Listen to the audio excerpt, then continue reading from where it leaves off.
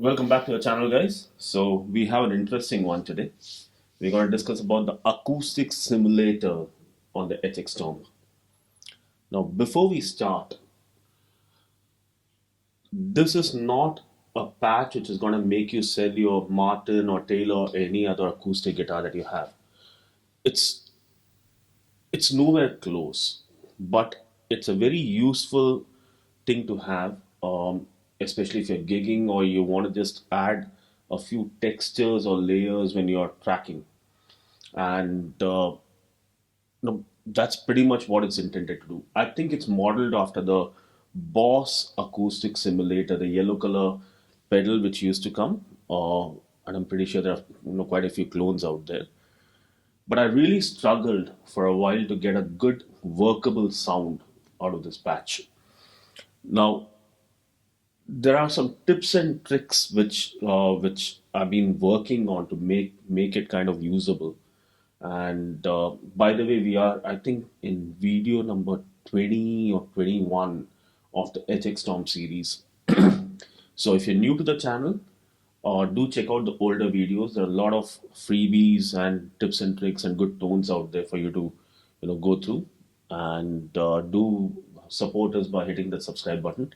So we've been gaining a good community of tone seekers, and we have good discussions here. So really appreciate that. Now, specifically with this patch, the order of your effect blocks matters the most. That's what I've been experimenting with, and it took me a while to really figure it out.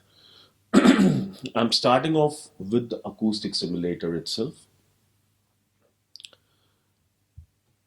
and just like the normal HX Stomp patches, the impulse responses really make a difference. So I went online and I searched for some good acoustic impulse responses.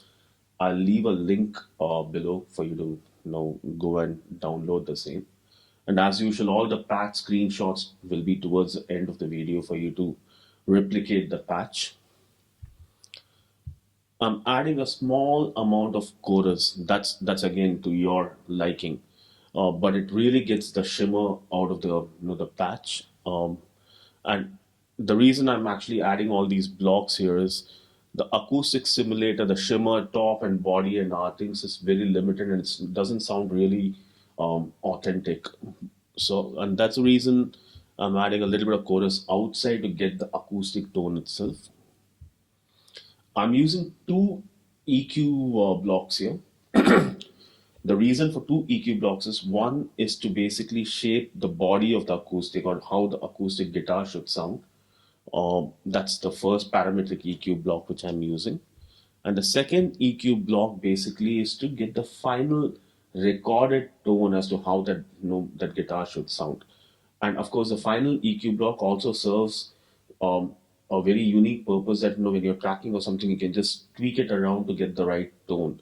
So it's very useful to have one more EQ towards the end. So there are two EQs. I'm using a reverb before the compressor and the final EQ. So what this reverb is trying to do is it's not a reverb, basically as an effect that I'm targeting to do, but to capture the reverb of the acoustic guitar itself when it's being played. So that's the whole idea behind it. So there's a very mild chamber reverb, which I'm running along with that, and I'm using the standard LA Studio comp, which I think is one of the best compressors on HX Stomp. I'm using a mild delay that is primarily for what I was playing. So you can switch it off, and now I do also turn it on when I want.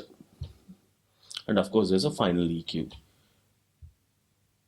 I kept the noise gate on in the global settings in the main LR because for some weird reason the overall patch is a little noisy. I don't know why.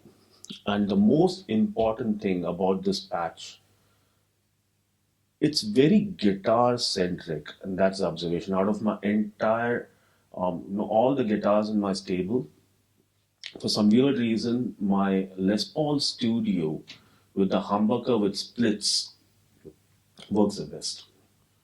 And if I plug in my Les Paul standard, it it doesn't sound anything like an acoustic.